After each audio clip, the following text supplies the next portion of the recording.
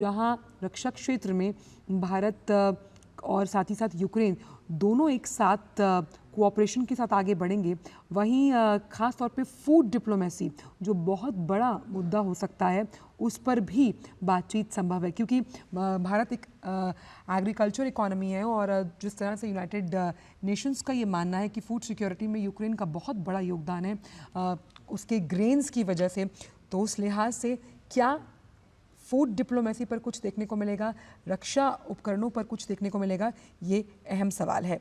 ये दौरा बेहद अहम है क्योंकि भारत यूक्रेन के संबंधों का इतिहास बहुत पुराना है। 1992 में कीव में अपना दूतावास भारत ने खोला था और फिर यूक्रेन ने 1993 में, और बीते वर्षों में कई उच्च स्तरीय दौरे तो हुए हैं, लेकिन जिस तरह से प्रधानमंत्री नरेंद्र मोदी की जो ये यात्रा है, इससे क्या कुछ निकलकर सामने आएगा,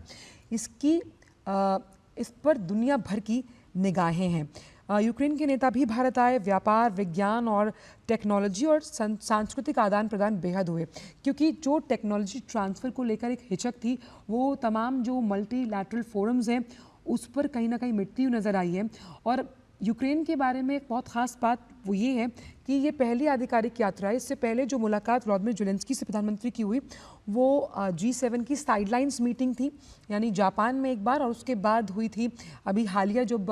G7 की बैठक संपन्न हुई इटली में, यानी कि वो साइडलाइन बैठक थी। तो उस लिहाज से देखा जाए कि अंतर्राष्ट्रीय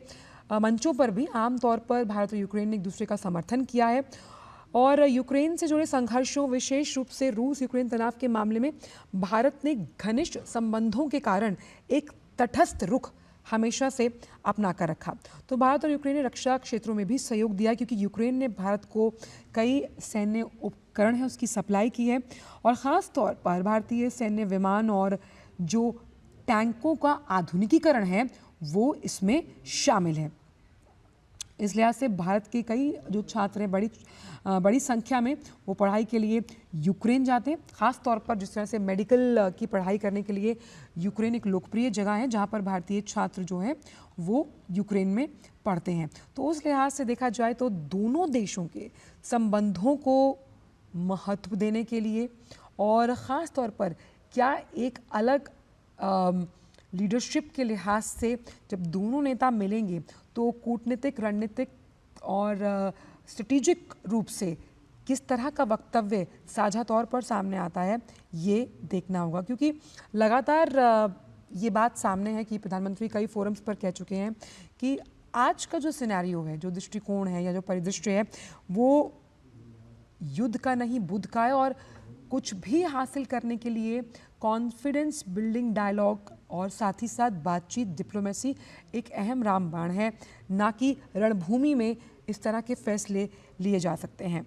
तो इस लिहाज से ये जो यात्रा है यूक्रेन की, ये बहुत अहम मानी जा रही है। और प्रधानमंत्री ने जून में इटली के अपुलिया शहर में जो G7 शिखर सम्मेलन हुआ था, जिसका जिक्र मैं अभी आपसे कर रही थी, इससे इतर यानी कि इसकी साइडलाइंस पर व्लादिमीर ज़ेलेंस्की से बात की थी, और उस वक्त भी प्रधानमंत्री ने यूक्रेनी राष्ट्रपति को बताया था कि कैसे भारत यूक्रेन संघर्ष के शांतिपूर्ण समाधान का समर्थन करने के लिए जो तमाम साधन हैं। लोकशाही मराठी ऐका, पहा, जागरूक रहा।